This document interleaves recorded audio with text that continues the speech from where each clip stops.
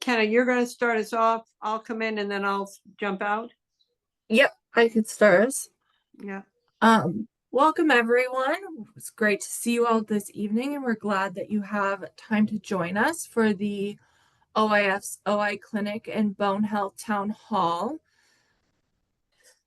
Let's see. And then tonight's meeting, we have some great topics. So we'll be talking about pregnancy and OI, fracture rates in OI from the BBDC study, as well as BI and cranial cervical issues in OI. Dr. Tosi? Sure. So again, I'd like to welcome everybody back. This is getting to be a wonderful habit. That's for sure.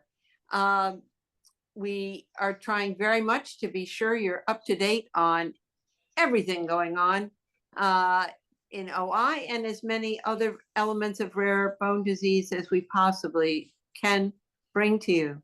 So just to give you a couple of updates, we hope you'll join us next week for our tele-echo, June 5th at 3 p.m. Eastern Standard Time. Mike Kelly and Mike Dellinger will be bringing us up to date on Gorham Stout. We are hard at work on the agenda for next year. We are going to take the 4th of July off. It's really the 3rd of July because I suspect a lot of you will be traveling. So we will start our next year, so to speak, because somehow we ended up with an August start date, August 7th. And right now we don't have the exact agenda, but I just wanted to tickle your fancy a little bit with some of the speakers we've already got lined up and some of the topics. So do keep an eye out for our tele-echo announcements. I won't read them all to you.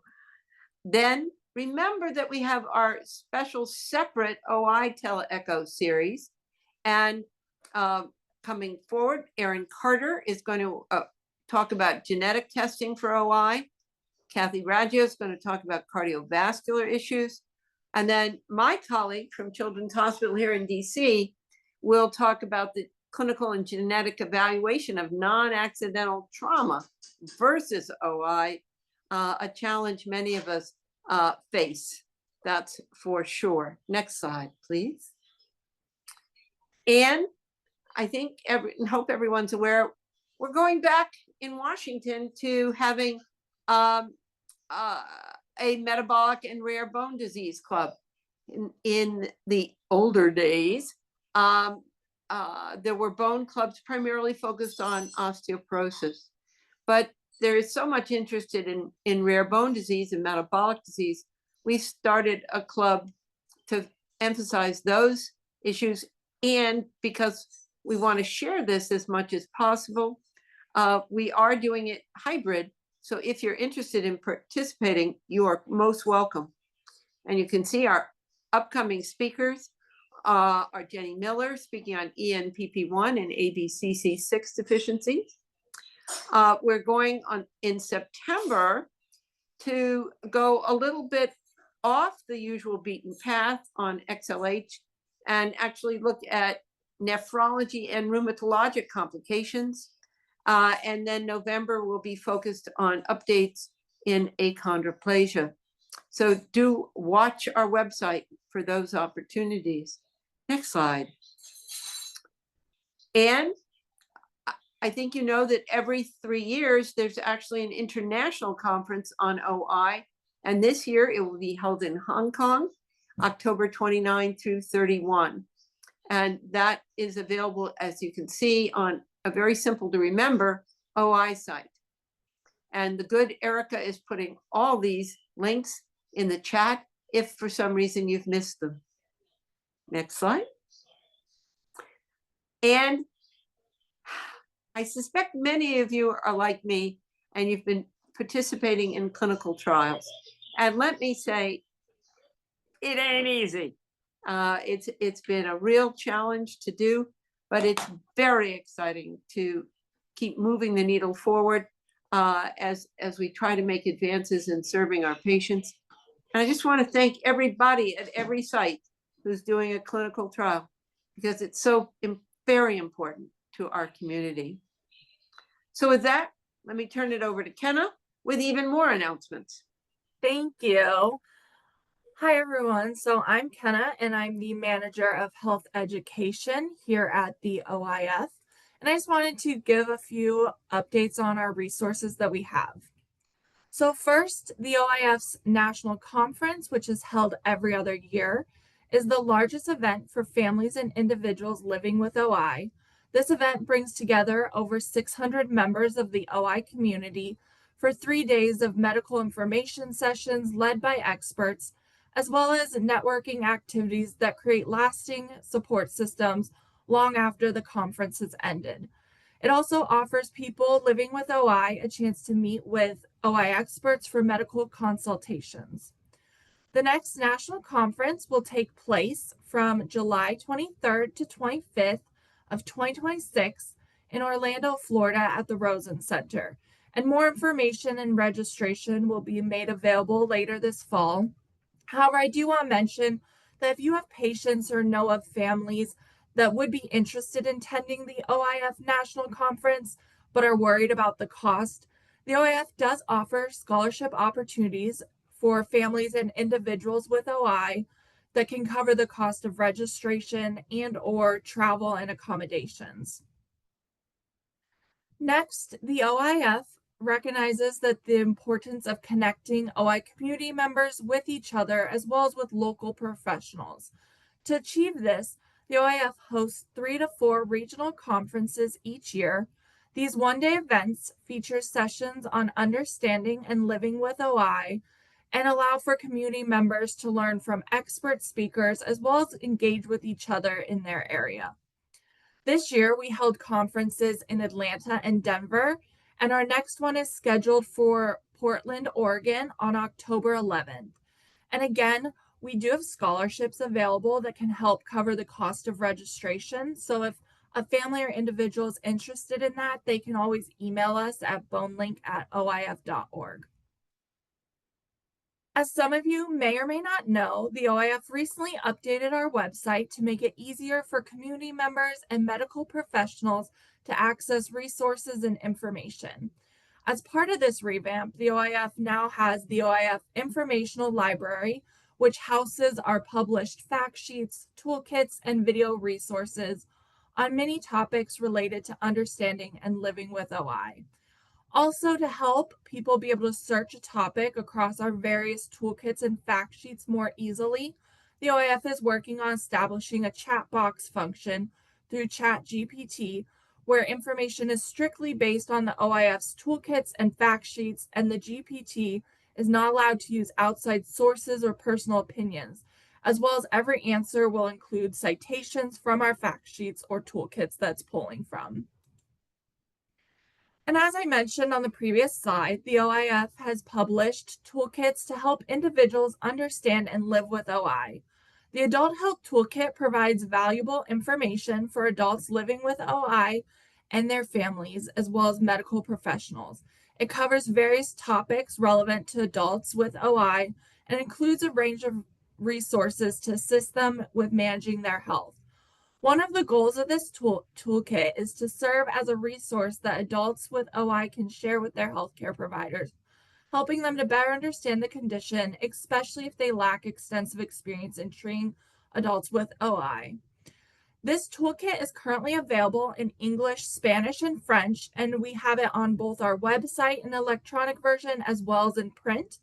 If you or your clinic is interested in printed copies, you can email us at bonelink@oif.org.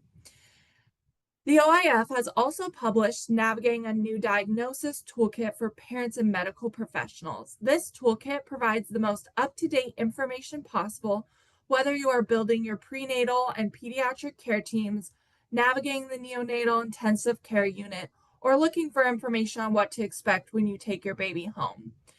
We've also included a section that can be given to physicians if they are not familiar with OI. Same as with the Adult Health Toolkit, this toolkit is available in English, Spanish, and French on our website and in print. Again, you can request printed copies. I'm also very excited to announce But later this summer, the OIF will be publishing a new toolkit for school-aged children. This toolkit will provide information and resources designed specifically for school-aged children, their families, teachers, coaches, and caretakers. And topics will include daycare and aftercare programs, extracurricular activities, navigating the school system, and age appropriate language, definitions, and resources. Like our existing toolkits, the OIF School Age Toolkit will be available in print and electronically in English, Spanish, and French. And it'll have information for both patients and providers. And then, as many of you know, researching a rare disease is crucial for better understanding of the conditions as well as discovering new treatment options. However, it can be challenging for researchers to find participants with rare diseases. To address this, the OIF encourages individuals 18 and older with OI, as well as parents of children with OI, to join the OI registry. The OI registry is a database of individuals with OI who are interested in participating in OI research. Once someone is registered, they will receive information about upcoming studies and online surveys related to OI. And participation by the OI community in these studies really helps to advance OI research forward. And they can register for that on our website, and we'll put a link in the chat as well.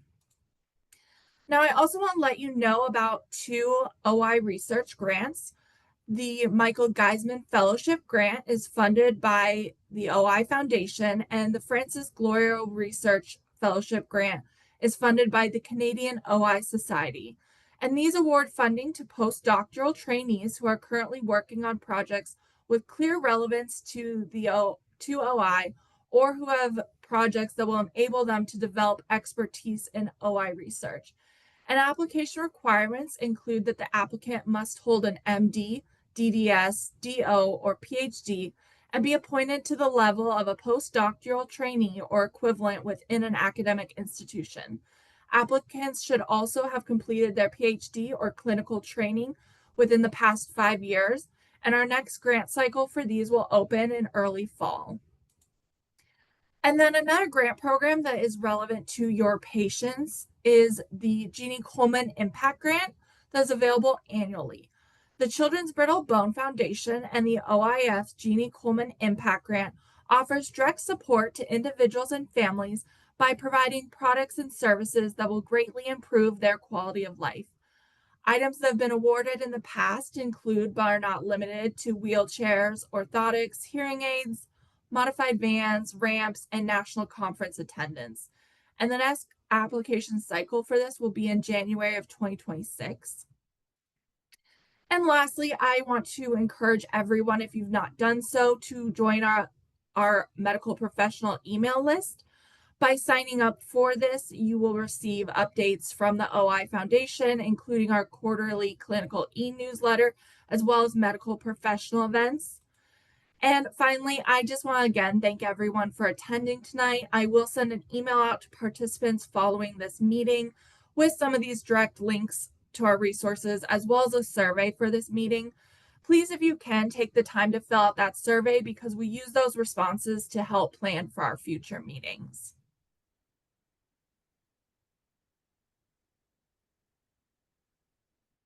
And I have a quick question for you. Hi, everyone. This is Tracy Hart with the OI Foundation.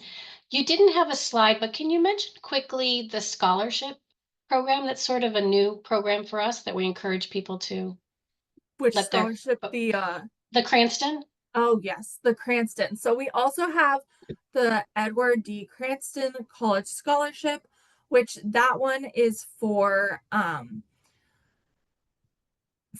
anyone who is attending college in the US who has OI, and it is determined based on a needs and merit base. Yeah, it's been a terrific program. I think over the last, Erica, and kind of correct me if I'm wrong, over the last 2 years, we've had 50 some odd students apply. And as Kenna mentioned, it's not totally based on financial need. We ask people to write an essay and talk about their career goals and their educational goals. So I don't know, Erica, if you wanted to add anything to that. And I don't know, we mentioned it's a $10,000 award per individual. Right. It's open every spring. Yep. Oh, And you can find that information on our website. So. yeah. So we got that link as well. Thank you, Kenna.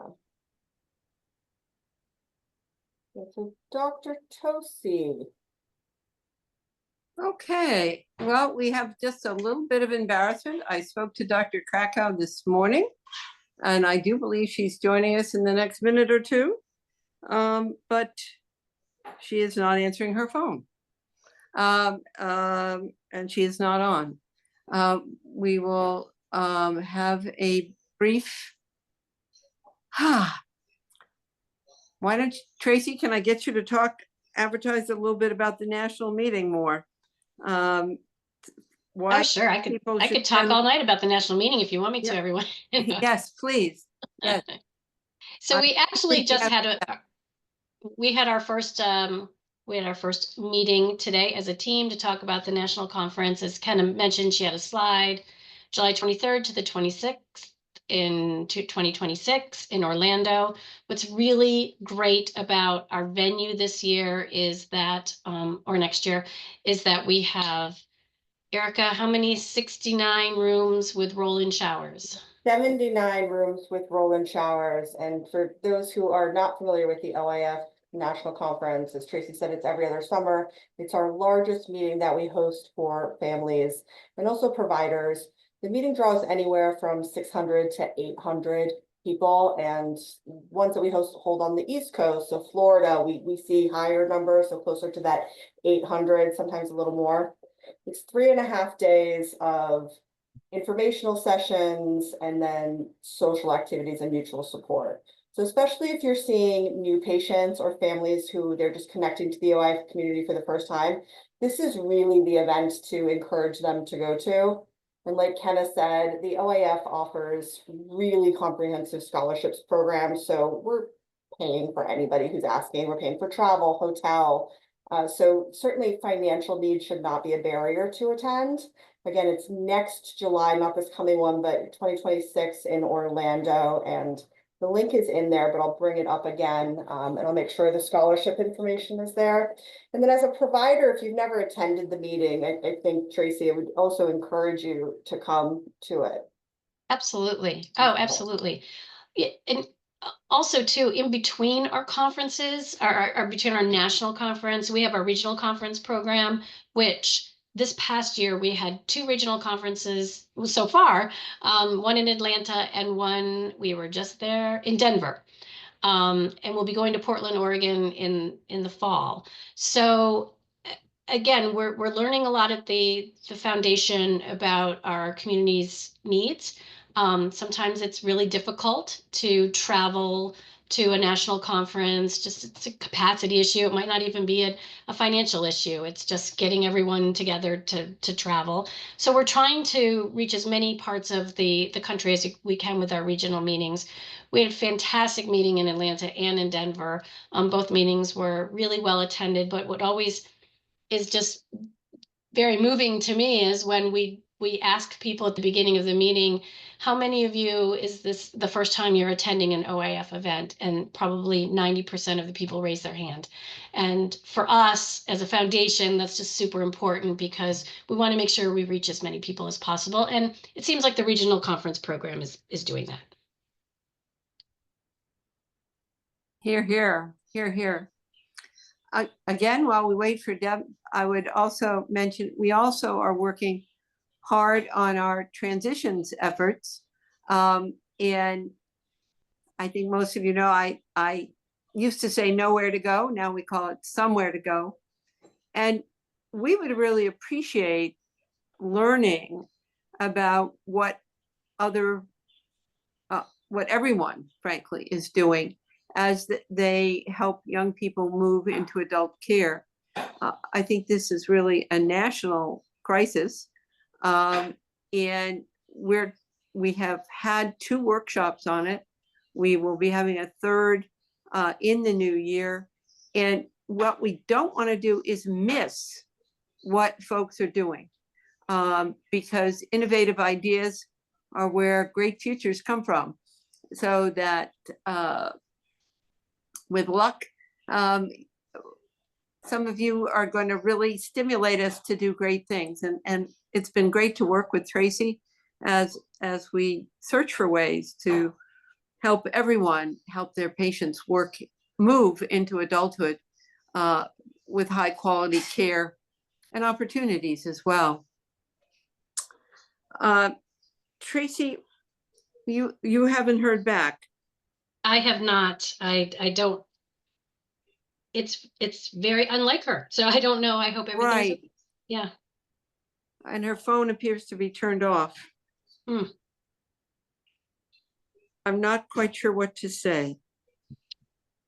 Do we reconvene in, I hate to ask people to come back, but our next speaker speaks at what time? I don't know. At 6:50. And Sandesh has very graciously organized his evening to be with us at 6:50, and he's going to bring you up to date on some recent findings on adult fractures.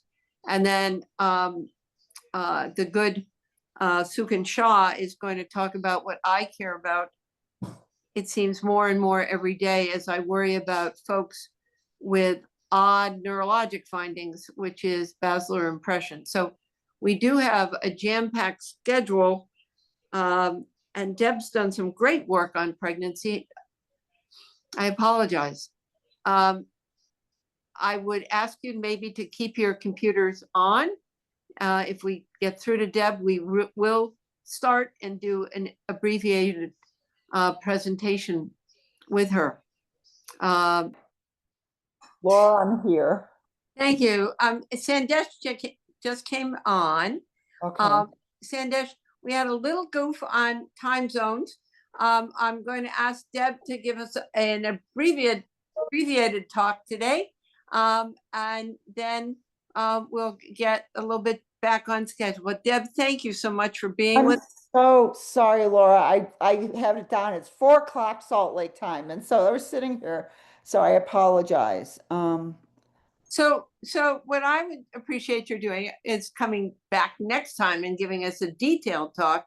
But could I get you to just really talk about the highlights of what you think is most important for our attendees to know about pregnancy? Because I will, out of courtesy to Sandesh, need to turn it over to him in about 10 minutes. Oh, fine. I can get through this and I really appreciate and sorry for the delay.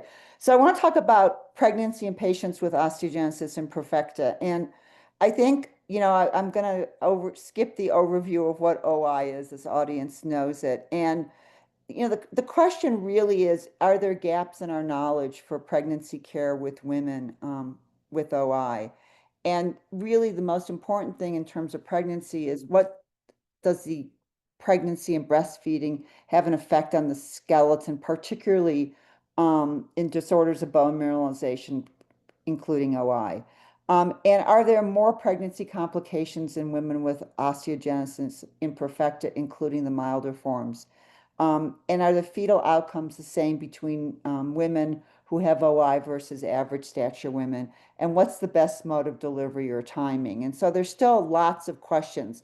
There are over 50 case reports on pregnancy and OI, and then there are studies on this, and there is variation in the power of the studies. Pregnancy is a tough state. It's a tough state for all women. You increase your total body water, you increase your blood volume by 1.5 liters. The water content of the fetus, the placenta, and the amniotic fluid is almost 3.5 liters. And so pregnancy actually is a state of chronic volume overload. And I think when you take care of patients, particularly in patients who could have other skeletal complications, you need to have consideration about cardiac output and cardiac load. Historically, pregnancy was thought to be a state of physiologic hypoparathyroidism with maternal calcium loss needed to supplement the fetus with calcium. It was thought to result in long-term maternal bone loss. And it's now evident that the majority of calcium needs are met through a series of physiologic changes in calcium metabolism without long-term consequences to the maternal skeleton. This has been established only in women of average stature. Women and not women with OI, the fetus accumulates about 21 grams of calcium over its lifetime, and 80% of this calcium is collected in the third trimester when fetal skeletal mineralization is at its peak. Maternal calcium is maintained by using the GI tract during the second trimester, but in the third trimester, there is calcium resorption from bone.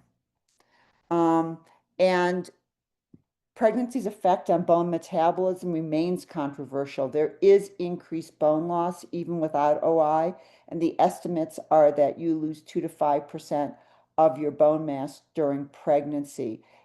Pregnancy does lead to increased bone turnover and remodeling, and there's ongoing increased bone loss with breastfeeding.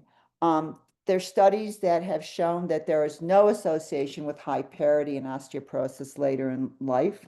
The bone loss that occurs is trabecular and not cortical. And the use of additional calcium during pregnancy is advocated for, and it should be about 1,000 to 1,500 grams a day. I included this for people who are taking care of patients with pregnancy and OI, and that we still continue to recommend the same amount of calcium, even in pregnant women with OI, which is 1,000 milligrams a day. If a population comes from a low calcium intake, the WHO recommends 1.5 to 2 grams per day. Folate should be 600 milligrams per day. We'd like to see in pregnancy vitamin D levels greater than 32 nanograms per mil. In patients who have worsening kyphoscoliosis greater than 25 degrees, we recommend that kyphoscoliosis be monitored in each trimester. So I want to talk a little bit about just general obstetrical concerns, and that these are really important because they can affect women with OI. And I highlighted maternal bleeding, sepsis, hypertensive disorders, gestational diabetes, and preterm birth. And one of the things that we've come to realize, and we've actually even published on this, is that if women have medical complications of pregnancy that include cardiovascular disease, diabetes, chronic kidney disease, and mental health disorders, they are at risk later on for future complications. And one of the things that is most important to me that I think is underappreciated is that if people have traumatic deliveries, they have an increased incidence of postpartum depression. And I highlighted an article that we looked at in terms of the emergency department use for women without OI who had traumatic deliveries, and they had an increased incidence of postpartum depression.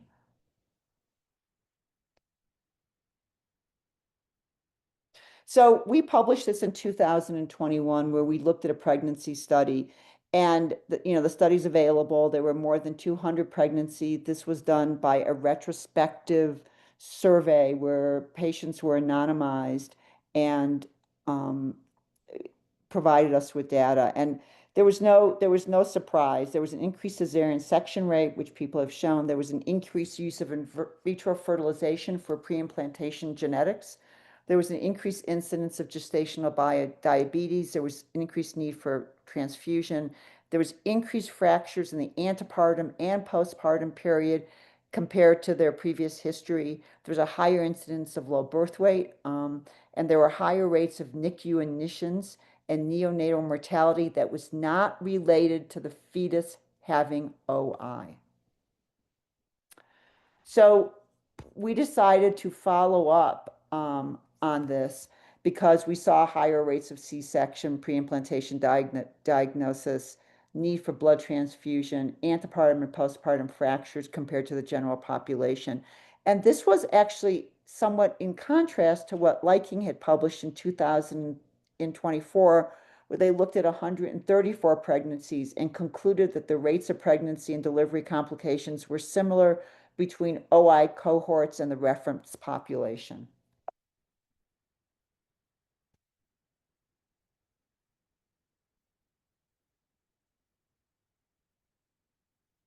You guys excuse me, I somehow managed to mess up my slides.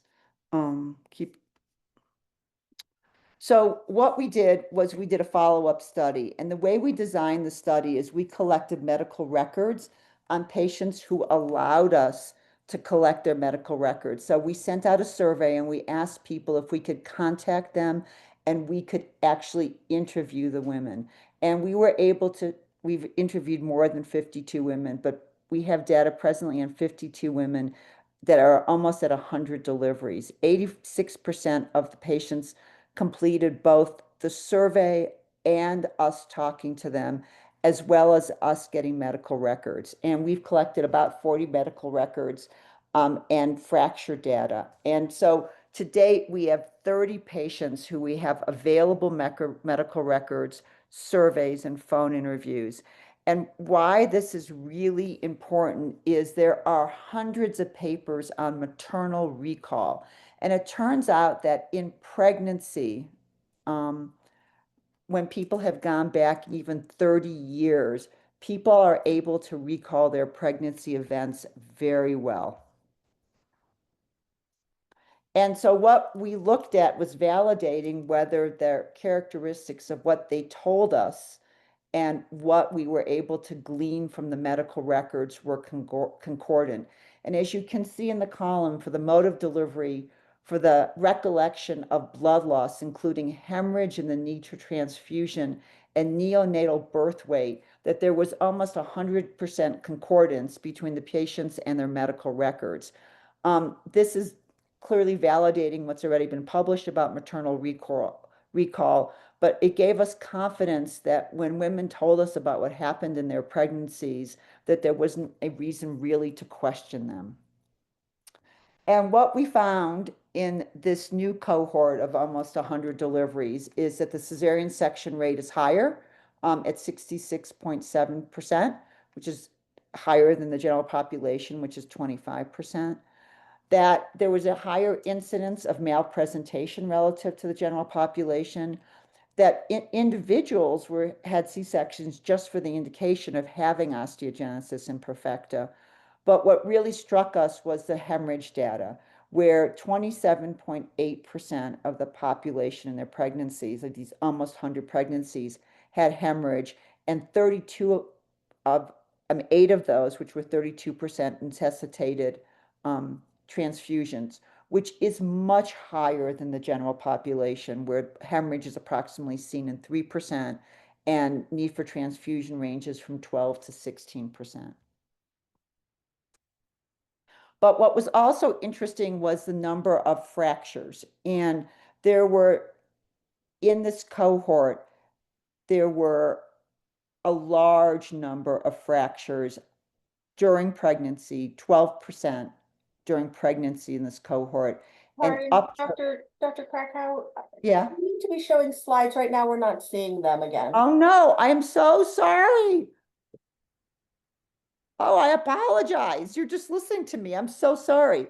We saw them in the beginning. They just, Do you want me to go back? They've come down. Do you want me to go back or just keep talking? Because I think I'd rather open this up. So this was the slide that I showed you in terms of cesarean section rates being substantially high. We're not, you're gonna have to share again. Oh, goodness. Reshare.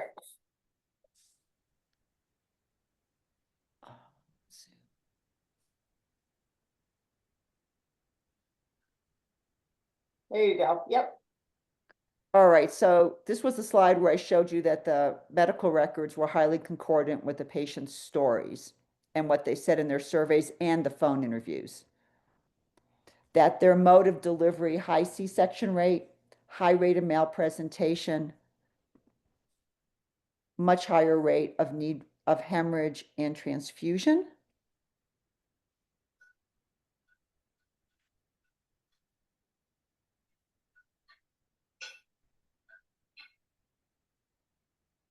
And a higher number of fractures. So in this cohort, 12.9% of patients fractured during pregnancy, and you can list the sites. And that within a year of their pregnancy, they had a large number. There were 53.2% of individuals who responded to the survey had fractures. But what? Deb, Yeah, I need yeah. to wrap up. We will bring you back. I am so sorry that I messed up on the time. I really apologize. Life happens. I'm happy to Life come back. happens. But these are you have now presented the data that I really wanted people to be aware of. And let's plan to have an in-depth discussion at our next town hall. But it's the awareness of what we need to warn our moms about, I think, and help identify these risks to their physicians. It's so important. Great, perfect, thank you. And again, I'm so sorry, Laura, I thought it was 4 o'clock Salt Lake time. Okay. We'll still love you. Great. Thanks for joining us. We're really glad. Okay, great. I have time for sort of one question. Is there anybody that has a pressing question? Because we hate to fly by here. I have one question for you, Deb. I had yet another non-OI mother coming in, having had a C-section because she might have an OI baby. Do you think a C-section helps? It's hard to get a C-section baby out. It's harder to get a C-section baby out than coming through the vagina. It's a much smaller hole. It's a very traumatic delivery. I don't know why people think that a C-section is a non-traumatic delivery. It gives you the option of having more room if there's a tragedy or a disaster where you can actually make an incision and, splay the uterus open, but that is really bad for the mother. So a fetus with OI, and Sandish is on the line, and he had, in another BBD study, had shown that whether you're fetus with OI, known to have OI, fractured, the incidence of fractures in the newborn was the same whether they were delivered vaginally or by C-section. He's nodding his head. The only other thing that I think is very, very important, if you believe that a fetus is going to be affected by OI, at delivery, do not instrument the head, whether it's at C-section or at a vaginal delivery. You do not want to put a vacuum or forceps on the head because you take the risk of a cephalohematoma. Key points. Thank you so much, Deb. Now Okay. I'm going to invite Sandesh to start his slides, for sure. And enjoy Salt Lake, that's for sure. Sandesh, are you connecting? Wonderful. All right. So one of the great things, the great honors of working in the longitudinal study is creating real world evidence. And Sandesh is going to bring us up to date on one of those key findings, fracture rates. Thanks for being with us, Sandesh. I really appreciate it. Thank you, Dr. Tosi. Am I audible? Yes, sir. And the slides are being Yep. the way perfect. Yeah. Good evening, everybody, and thanks for joining. I'm Sandesh Nagamani. I'm a clinical geneticist and internist at Baylor College of Medicine, and I'm but a cheerleader for the following people who contributed to this work. Diane Wen is the program manager for the BBDC. Jamre Robinson, who I think is on the audience today. Jamre, just give a thumbs up if you're on, was the lead from Sanofi. And I'm presenting the data that have been analyzed by the Brittle Bone Disorders Consortium and led by Salma Mossad, who's our BBDC statistician. And again, all of us are just representing the work of many, many individuals who are listed here, including members of the OIF and the research coordinators who've enrolled over 1,000 patients and followed them up for years across multiple sites here in the United States as well as in Canada. These are my disclosures of interest. Nothing, I'm a funded investigator of the Brittle Bone Disorders Consortium that is funded by the NIH. And the data that I'm going to present here were obtained as a part of the Brittle Bone Disorders Consortium, but in collaboration with Sanofi from the Innovations in Data Exploration and Analyses, which is called the IDEA study, that funded the analytical background for this. And I received research support from Sanofi for the following study.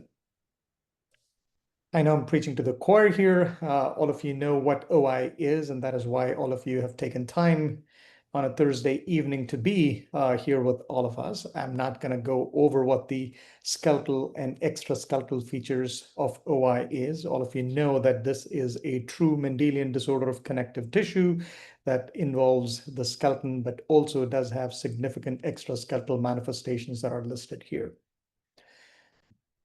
While many of us treat OI, and this treatment has made a significant impact on the quality of life as well as the trajectory of functionality of both children and adults with OI, to date, there are no FDA-approved therapies. What we currently use for pharmacological therapy for bone fragility in OI is repurposing or relicensing of the medications that have already been used for the treatment of metabolic bone disorders or osteoporosis in the general population. These act either by inhibiting the bone resorption, anti-resorptive therapy, or by stimulating bone formation, the anabolic therapy. But if you were to go and query which medications have been approved and licensed specifically for treatment of OI, in my initial search, the only medication that I knew of that was approved was pomidorate by the Japanese medical agency. And when I was presenting these data, Nick Bishop from the United Kingdom did point out to me that the Italian Medicines Agency has also approved neridronate for OI, which is just in Italy, but not across the European Medical Agency or EU. So there are two medications that have been licensed for treatment of OI, that is pomidorate in Japan and neridronate in Italy. There are none in the United States or Canada. This is not because there have been a limitation of number of studies that have been conducted. Unlike many other rare disorders, at least in OI, there have been many clinical trials, both funded by the NIH and federal agencies, as well as industry partners. Most of them, as you see here, have had either aerial or volumetric bone mineral density as endpoints or bone turnover markers as endpoints. Many early phase studies that have analyzed safety for their efficacy have still used either aerial bone mineral density or bone turnover markers. There are only 3 studies that have specifically looked at fractures as an outcome, and those are listed at the bottom here. Again, I have to say that these data are what I extracted out of clinicaltrials.gov, and I do understand that there are a few of the studies that have been done across the Atlantic in UK as well as in Canada, which do not come out on this data pool. But the overarching message of this is not to give a comprehensive list of all the studies, but to show that for most of the studies, fractures are not an primary endpoint of interest. So some of the challenges that we encounter in clinical development and drug approval for OI is that surrogate endpoints such as aerial and volumetric bone mineral density are the ones that are primarily used as endpoints. Currently, the FDA is not favorably considering ABMD as a valid endpoint to approve new medications specifically for OI.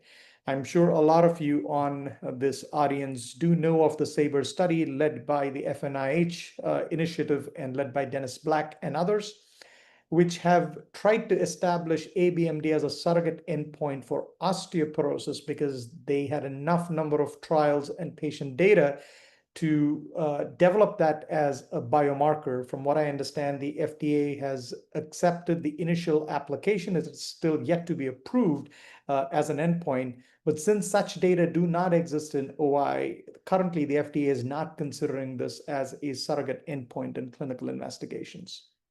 So we do think that drug approval process can be assisted by real-world evidence on fractures in OI, which could serve as either RWE external control arm for drug approval, or it could be used to power clinical trials that are adequate to see fracture risk endpoints in a meaningful and statistically meaningful way. So what data do we have to date? The best data that are available come from the Danish registry. This is Lars Fogstad's group, wherein given the social health system within Denmark, they were able to look at their registry data and match that with non-OI population. So they had nearly 650 individuals with OI and matched 3,400 controls who were observed for a period of 18 years. When I say observed, it was data that was analyzed for a period of 18 years. And in there, they did find that the fracture rate in OI was higher than the general population, which would be expected. But the fracture rate per person year of observance would be around 0.15 per person year. And again, the patterns differ. As you see, the fracture rates are highest during the childhood period, after which they go down. And then there's a minor uptick. I wouldn't say minor, I'm sorry. There is an uptick past 30 to 40 years in males and around 30, 45 years in females, which coincides with the time period of menopause in women. As great as those data are, they still were not collected prospectively. They were by retrospective chart review, and the type of fractures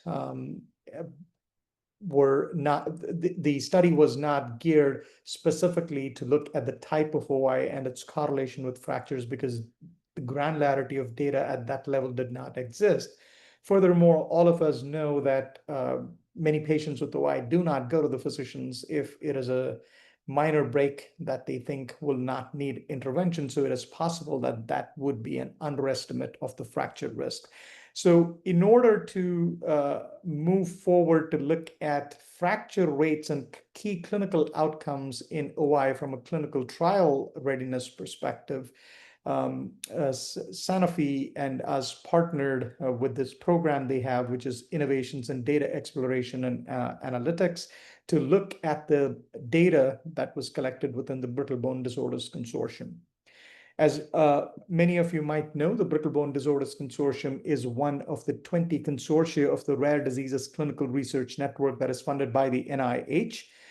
This is the only rare bone disease-related consortium to date, though the RDCRN is going through a renewal process, and that may change for the next funding cycle.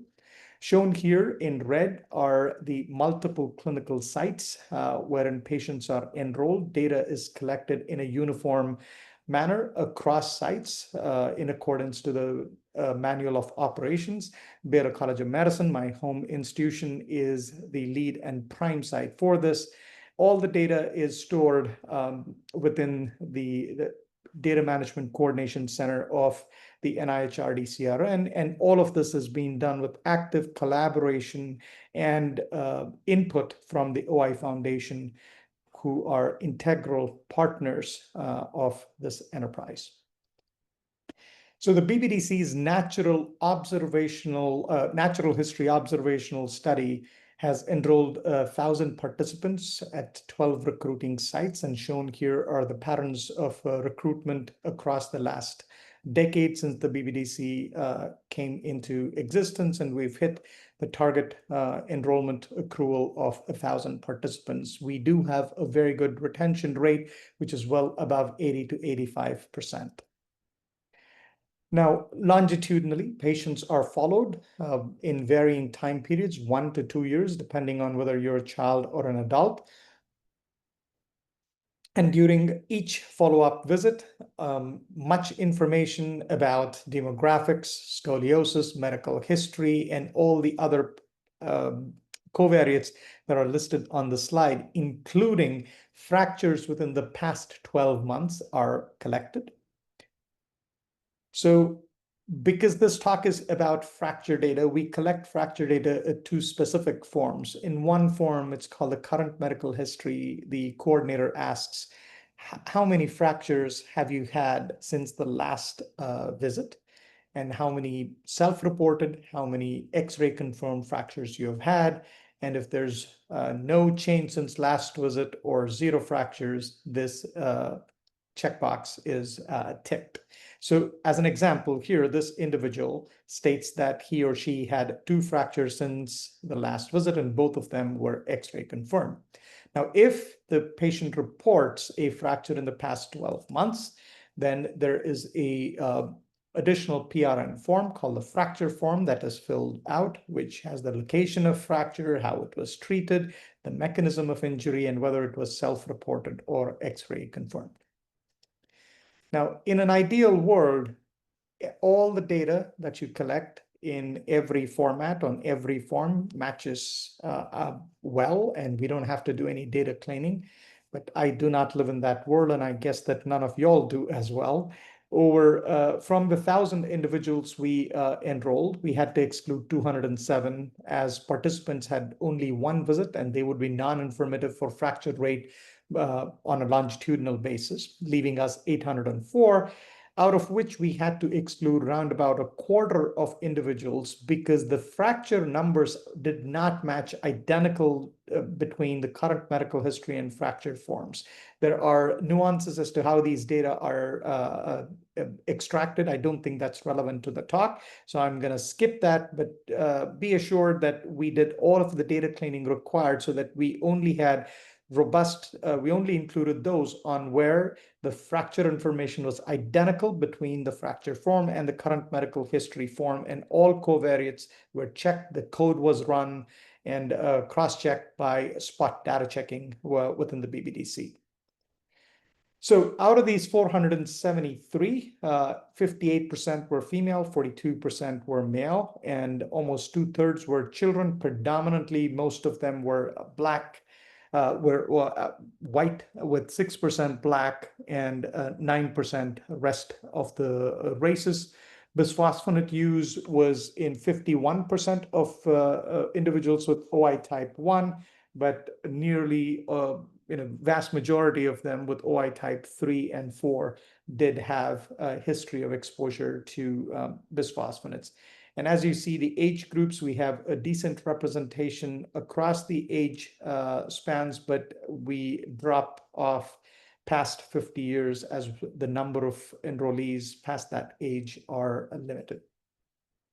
So the mean duration of follow-up when the data were last extracted was 2.7 years, with the mean duration in children being a bit more than that in the adults. The minimum duration was 1 year. That means they should have had 2 visits. Then the maximum was 6 years.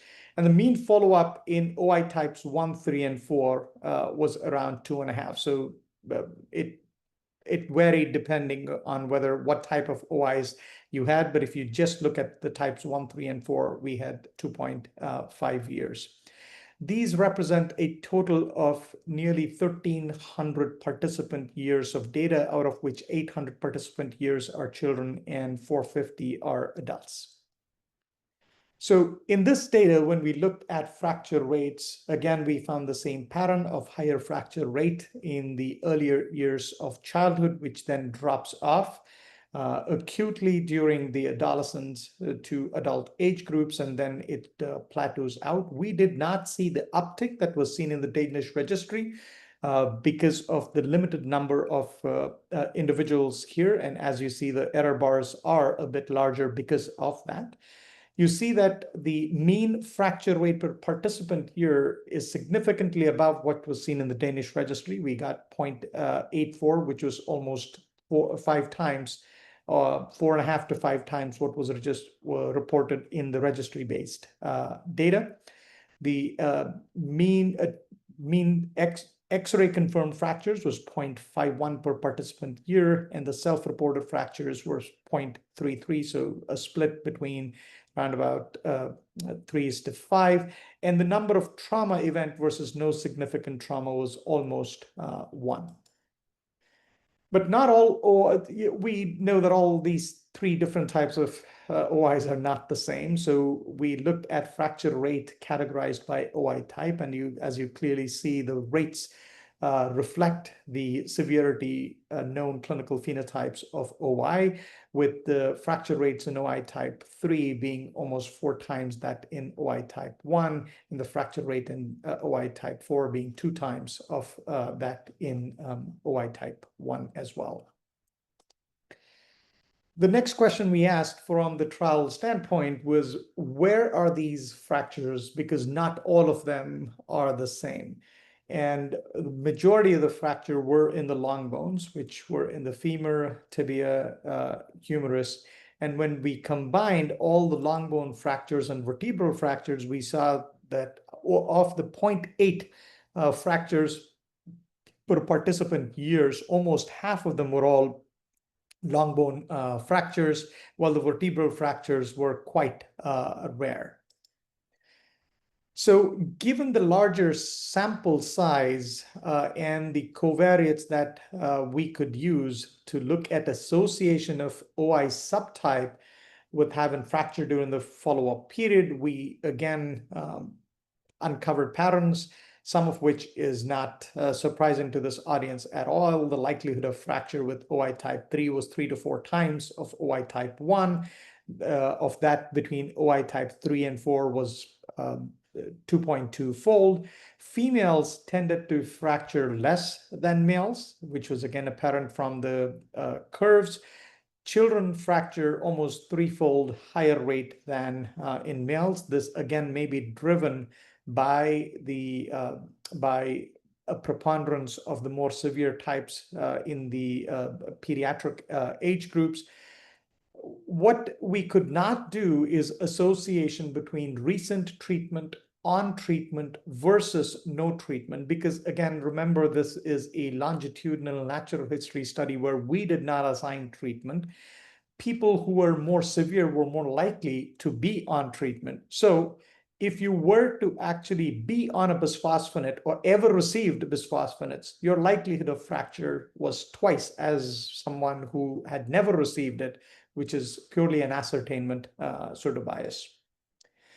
But what this allowed us to do was to get the mean and dispersion of the fracture rates to allow us to calculate the total sample sizes that would be required for children as well as adults with and without a fracture history of OI. And as you see, both in adults and in children, if you were to have a history of fracture within the past mean time of 2.5 years, then the analyzed fracture rate goes up. And this is what many companies do have when they're designing trials, requiring of us to sort of exclude patients who've not had a recent fracture in the recent past.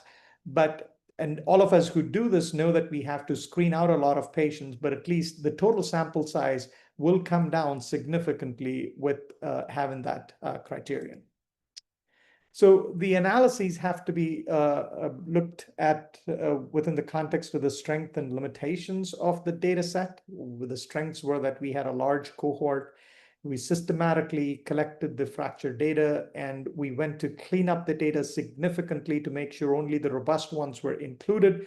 We had associated metadata and covariate data that was able to conduct meaningful statistical analyses.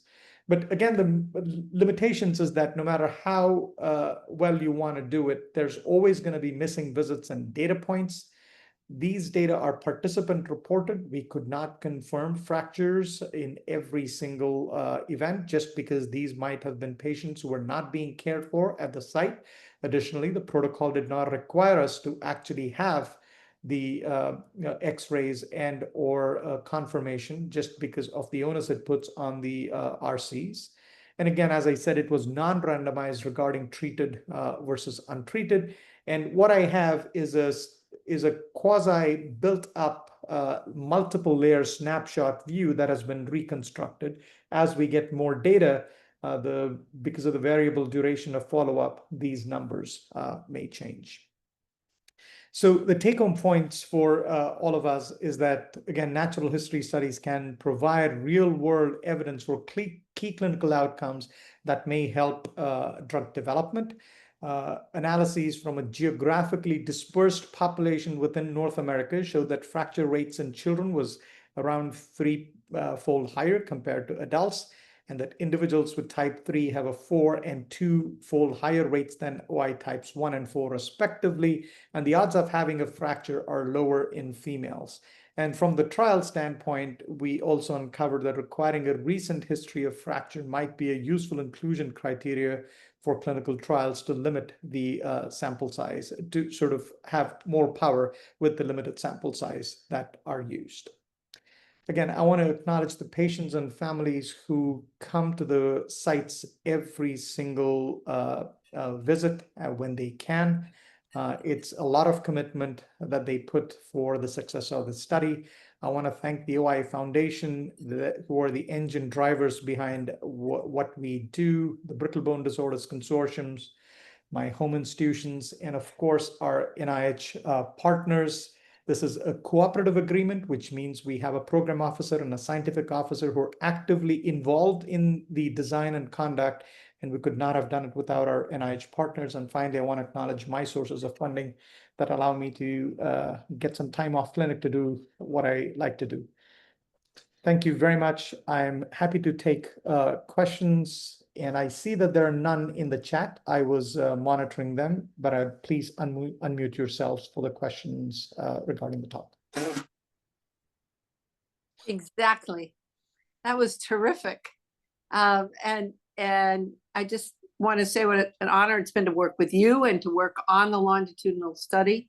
It's great to be generating data that is real versus sort of what we feel, which certainly those of us on the line who've been caring for OI for a long time concur, I think, with your findings, but really glad to have them in concrete. Would anyone like to make a comment or have a question? Thank you again, Sandesh. I really appreciate your being here this evening. Have a great one. And now it gives me great pleasure to introduce Dr.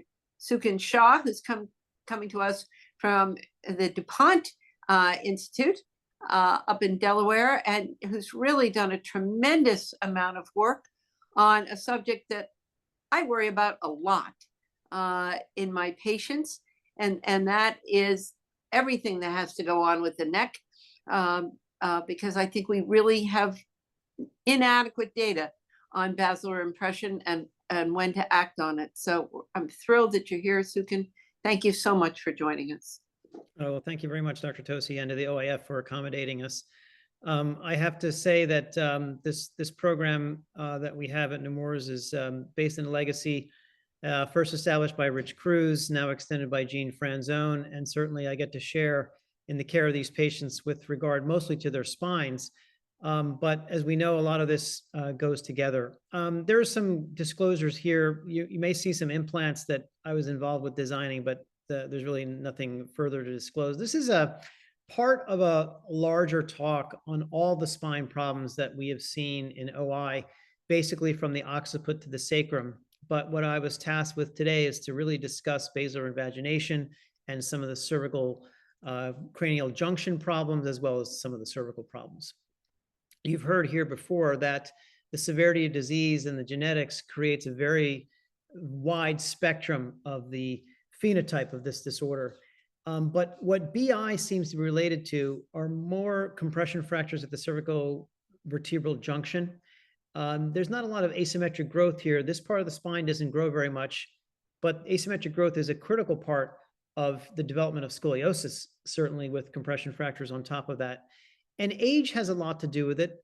In terms of scoliosis, we tend to see the scoliosis progress during peak growth velocity. But with BI, it seems a very slow, gradual process. This is a question that we will pose to the in-training exam to our resident and fellow trainees. An adolescent male with a known genetic mutation of call A1 A presents to the emergency department with symptoms of unsteady gait, difficulty with buttoning his shirt. On physical exam, snapping of the patient's distal phalanx of the middle finger leads to a spontaneous flexion of the other fingers. What is the most likely cause of the patient's symptoms? So in a complex question like this, someone has to know what the genetic mutation is of a certain disorder. And we obviously, in this audience, know that this is OI. The symptoms of unsteady gait and difficulty buttoning the shirt are related to ataxia or upper motor neuron symptoms such as myelopathy or cervical stenosis. And the Hoffman's reflex was demonstrated on the physical exam as well. So putting all this together, the answer is basilar invagination. This is one of our operating room nurses who we suspected might have basilar invagination, but not really so. What is BI? And why do children with OI get BI? BI is migration of the upper part of the cervical spine and odontoid into the skull. So the skull has a hole at the bottom called the foramen magnum, where only the spinal cord is supposed to exit. This is a disorder in which part of the upper part of the cervical spine is projecting into the foramen magnum. So this results in brainstem and cerebellar compression, sometimes apnea due to that brainstem compression.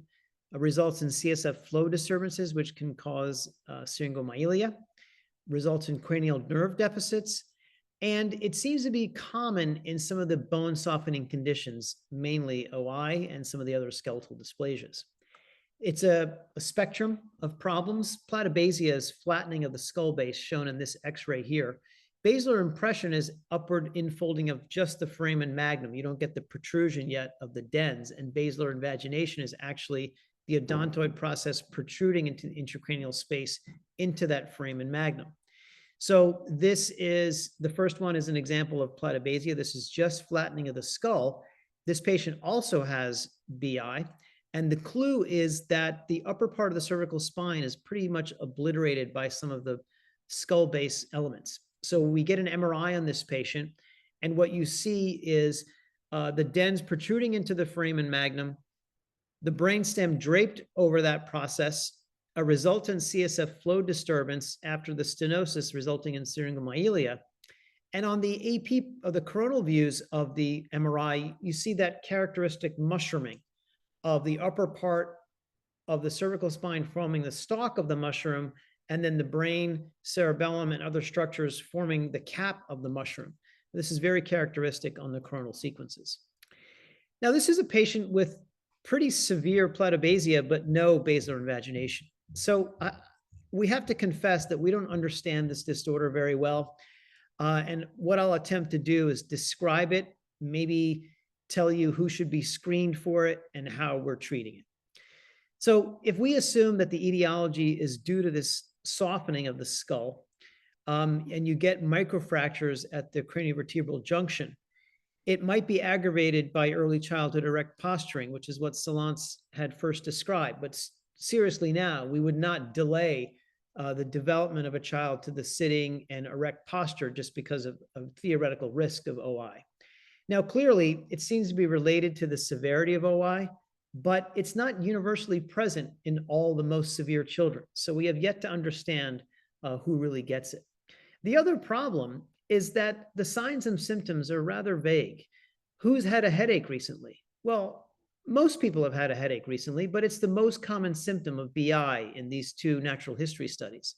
What we tend to drill down on is the physical examination and particular complaints. Cranial nerve palsies, such as the hypoglossal nerve, has their voice changed? Had they developed new onset sleep apnea? Are they having trouble swallowing? And then on physical exam, we look particularly for those cranial nerve deficits, nystagmus, and hyperreflexia. So if we're starting to see this neurologic picture of an upper motor neuron compression, we start to think about BI. And we would recommend for screening a baseline lateral skull and C-spine X-ray on all children before school age who have OI, because we can very readily see, is that development happening on a normal basis? Is the C1 ring and is the dens very well visualized, or are they obliterated, like some of those X-rays with platybasia that I showed? And if you suspect BI either on the X-ray or on physical exam, then an MRI would be indicated, because as you can see, it's much easier to see on the MRI scan. The definitions of what's considered a normal X-ray vary, and that could be fraught with some issues with radiologists who aren't familiar with how to read these X-rays. So this is a normal X-ray. The green line illustrates McRae's line, which is the bottom of the foramen magnum. And most of us would agree that basilar invagination means that red dot, which is the tip of the dens, extends above McRae's line. But as I showed you with this X-ray of platybasia, I have no idea if the dens is extending above McRae's line because the landmarks are so difficult to identify. And then in this example of an artist's illustration, there are lines all over the place named after multiple radiologists and neurosurgeons. And so which line to pick and how to evaluate that becomes problematic. So we like to use McRae's line, which is the foramen magnum illustrated in blue now. McGregor's line and Chamberlain's line are relative parts of the opistheon and basion and the hard palate. But I think if you use McRae's line, it becomes very standard in evaluation of basilar invagination. And so the headache and neck pain issue in this child illustrated that they had pretty significant BI.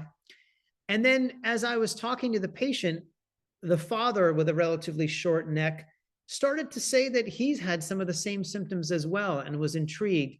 We got an MRI as an outpatient on him, and this is his dad's MRI. Now, the dad is 39 years old and has had BI for most of his life, but was functioning as a small businessman and had relatively little symptomatology. And these are two patients with severe scoliosis who were screened for BI, and neither one has it. So again, emphasizing the example that this is not universal. It seems to be lurking in the shadows, and probably screening and physical exam are important indicators of who to study more. The surgical treatment, at least historically, was quite frightening. Abraham and Crockard developed this technique of a mandibular split and a ventral decompression through the mouth after an elective tracheostomy, and then flipping the patient over for a posterior occipital cervical fusion. Obviously, this procedure had multiple complications and morbidity, and the authors themselves state they were unclear about the benefits of doing this surgery on asymptomatic patients. I think this has evolved, fortunately, for our patients. The treatment is really indicated by the symptomatology. We see scans of patients with BI all the time. If they're asymptomatic, we will continue to monitor them clinically. And if they develop myelopathy, then we may treat them surgically. And this Minerva type bracing has been proven successful, at least in halting progression, but isn't a long-standing treatment for someone who has symptoms, at least in preventing further progression. Might work, but won't treat them permanently. I think surgery is a good option, and we've divided these patients into two groups. If we can reduce this with traction, then it obviates the need for going anterior because we've indirectly decompressed them. You don't need to go through the mouth and do the dens decompression. You can stabilize them with a craniocervical fusion just posteriorly. And to date, we've had good outcomes with this procedure. Invaginations that are irreducible with halo gravity traction may be something that we would consider an anterior procedure for. But to date, we have not had to do an anterior procedure because, you know, in coupling this bone disorder, we take advantage of the fact that osteogenesis imperfecta patients have ligamentous laxity. And we're using this ligamentous laxity of the soft tissues to actually elevate the skull off of the craniocervical junction and do the indirect decompression that way. We have a very active halo gravity traction program from treating patients for decades with severe spinal deformity, and traction for the occipitocervical junction is actually very effective because the weight is applied very close to the pathology. And within a matter of weeks, we can determine how effective that traction is. So this is an example of a patient pre-op MRI showing the basilar invagination. This is reducible in traction, and then a post-op, just a posterior decompression of the ring of C1 and craniocervical fusion is a lot better tolerated than the anterior procedure, followed by the posterior procedure. Like I said, we screen all of our patients with scoliosis for BI. we found that this patient, this is her clinical examination, we found that this patient had pretty significant basilar invagination as well as a significant syrinx related to that CSF flow abnormality. So we put her in traction. You can see now, I can see the tip of the dens outside the foramen magnum. We decompressed the ring of C1 and stabilized her with a posterior occiput cervical fusion. The syrinx resolved and her symptoms stabilized, and you can see that the dens is still underneath the foramen magnum. And we proceeded to do her scoliosis surgery about 6 months later, and she's done very well. We also have a technique that if a child is too small for that occipital plate or cervical pedicle screws, we will use this turn down graft, and we will cable that graft to the occipital cervical junction to form sort of a bookshelf to avoid any further invagination symptoms from happening. So this is a viable technique for even our smallest children. And this is an example of that. We wired an iliac crest allograft to the base of the skull and connected that to C2, which functions very similar to using occipital plate, but in a small child, these implants are way too big. So now moving down to cervical area, we see spondylolisthesis due to pars fractures and cervical kyphosis, fortunately less commonly. This is a child with no traumatic history at all, showing that the posterior elements of C2 are completely disconnected from the body. So this is not only cervical spondylolysis, but also a dysplastic pars and dysplastic spondylolisthesis. And many times this can indicate an instability of the 2-3 junction and can look very concerning both on X-rays and MRIs. We've, if they're neurologically intact, we've maintained these children in a hard collar. The resolution of the kyphosis is effective. The spondylolisthesis doesn't necessarily heal, but we've corrected the instability.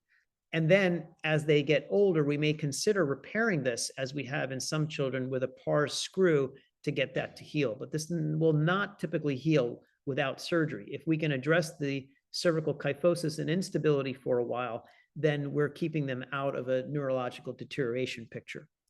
Cervical kyphosis, on the other hand, also looks very concerning, both on X-ray and MRI. In the youngest children, we've maintained them in a hard collar. Look very specifically for any signal change of symptoms clinically of myelopathy, and we're just trying to buy time. We've been pretty successful with maintaining many of these children in a hard collar in an extension posture, which then allows anterior growth and some successful remodeling of the kyphosis, in many cases obviating the need for surgery.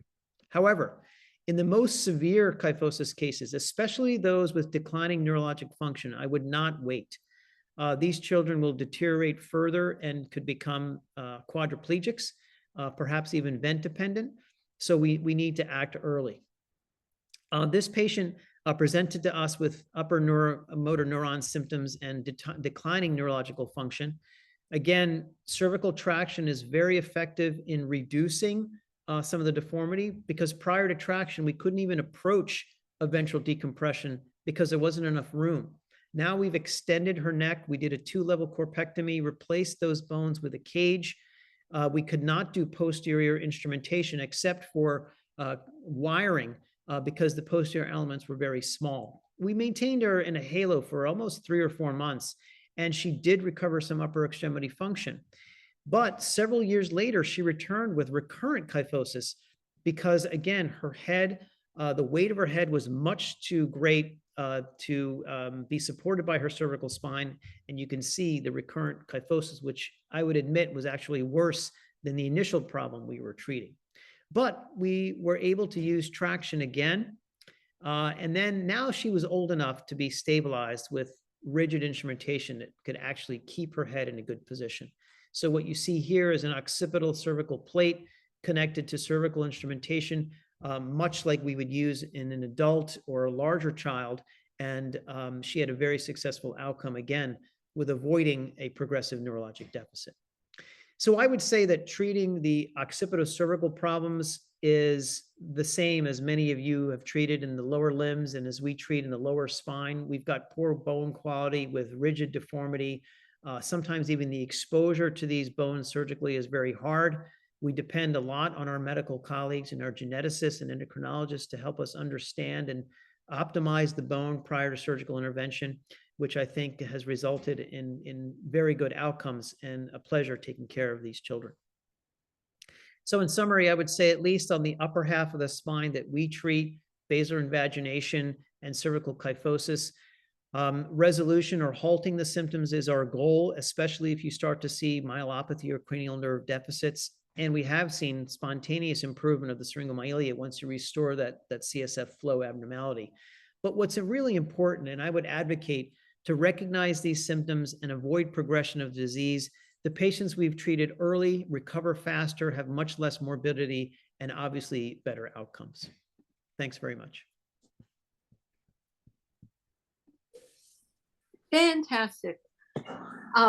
Thank you very much. What do you think are the most, do you have a favorite symptom that warns you that there's a problem?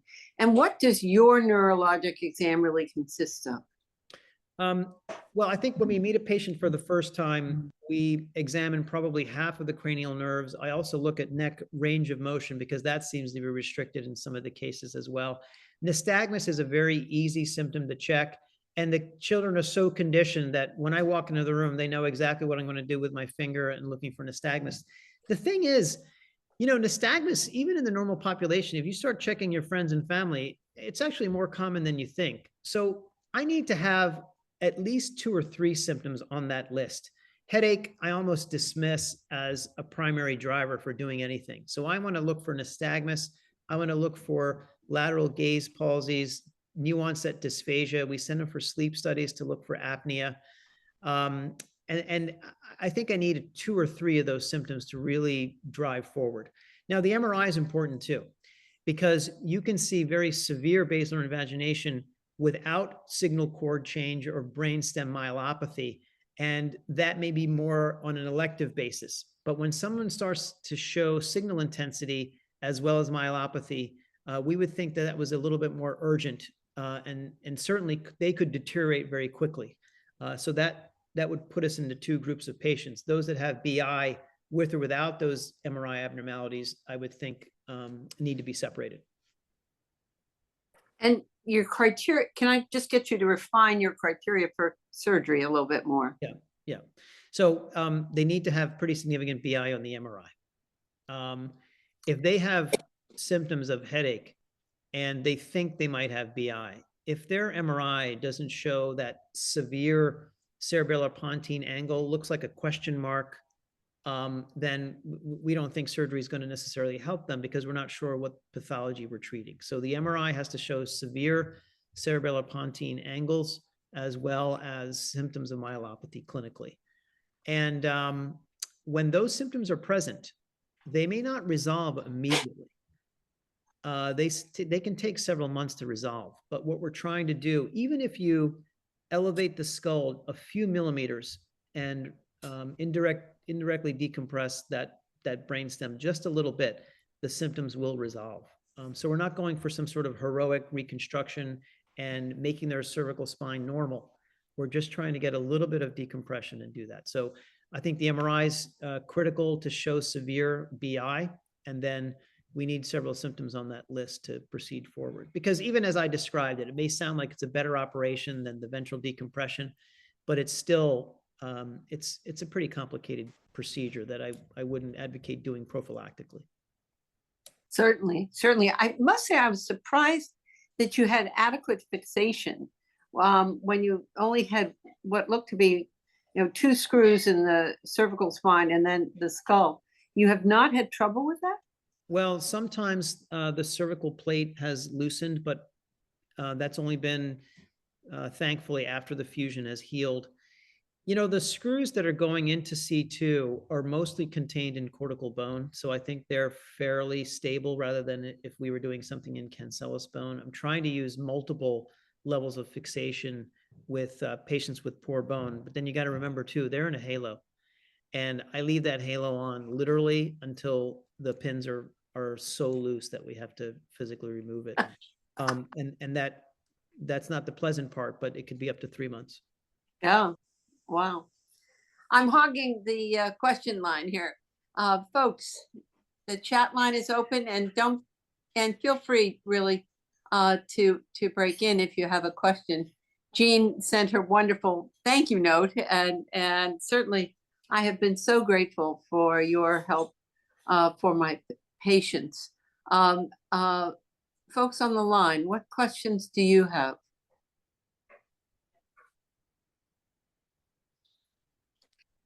I'll keep going. So you get that baseline X-ray for school age. Yeah. How often do you repeat it? Then we check for symptoms. And because I'm screening for scoliosis, frequently our X-ray techs know to get to at least the auditory meatus. So I'm seeing the upper cervical spine into the skull anyway. So I would say that baseline dedicated cervical spine X-ray at school age, and then screening them symptomatically when they come into clinic every visit. And then if we suspect that something's changing on the X-rays is when we'll move forward with the MRI. So I would say that probably annually we're screening for scoliosis, and I get the benefit of seeing their cervical spine that way. But let's just say you wanted to establish a screening program. I would say that in the absence of symptoms, this is such a slow, gradually evolving process that perhaps every 3 to 5 years might be enough. And when I go to some of the meetings and I see the parents of these children and the adults, many of them have BI, but they don't seem to be very symptomatic. So you can have this slow evolution and be totally fine with it. So it's a very mysterious disorder. It's very intriguing. And then this is Jean. If I could add one thing, I think it's also important to have that baseline awareness of this, because some of the problems that are run into are also when these folks are undergoing, procedures for extremities or non-orthopedic procedures.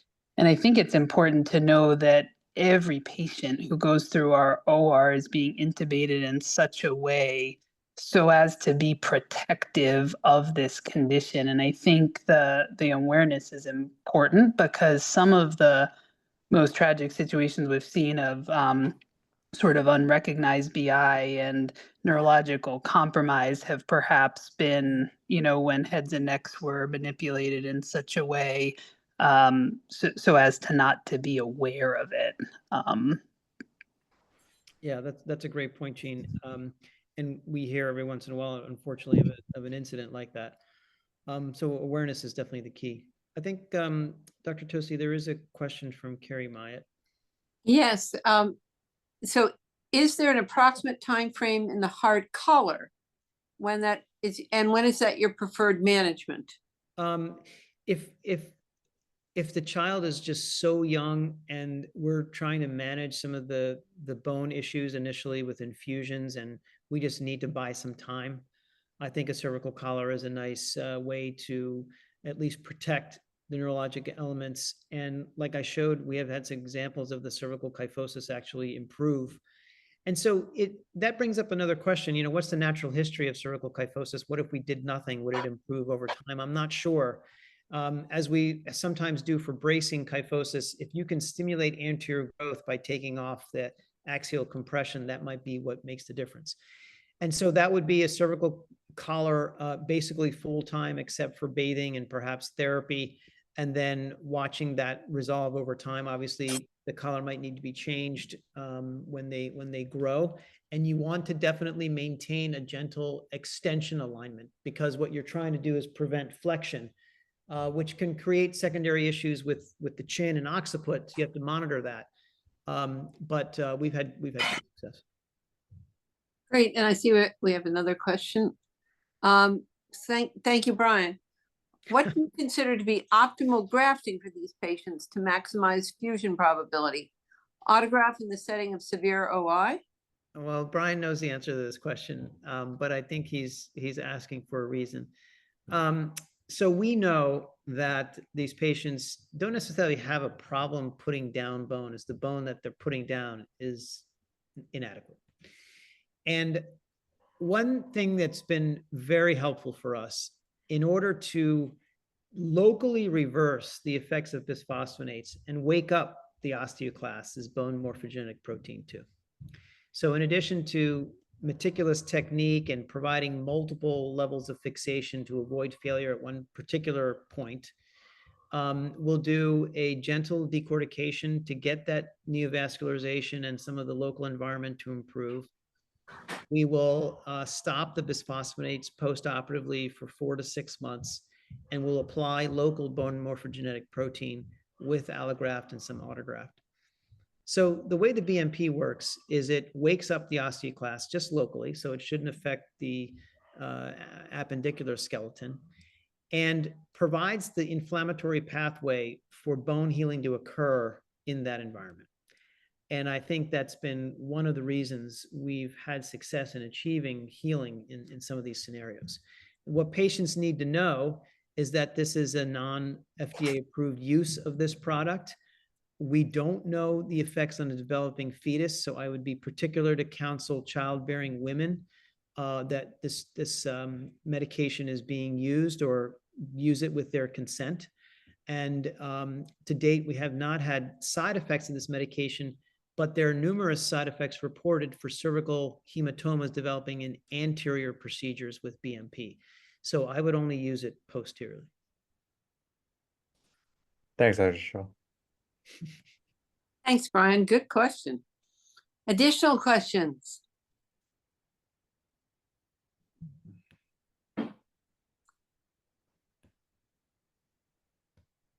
How, given that you find evidence of basilar invagination, do you have any sports limitations for the kids, particularly with the milder forms of OI?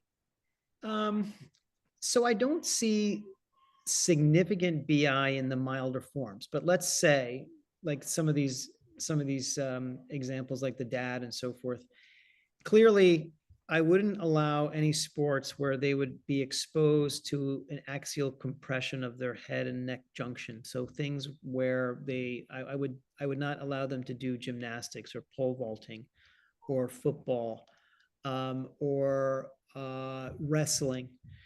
And these aren't sports that OI kids are typically involved in the first place. So I actually don't have much pushback in terms of sports and BI, because if they're golfers and they're runners and they're swimmers, I'm gonna let them do that.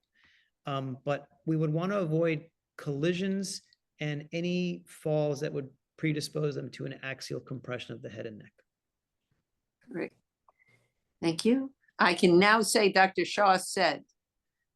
Yeah.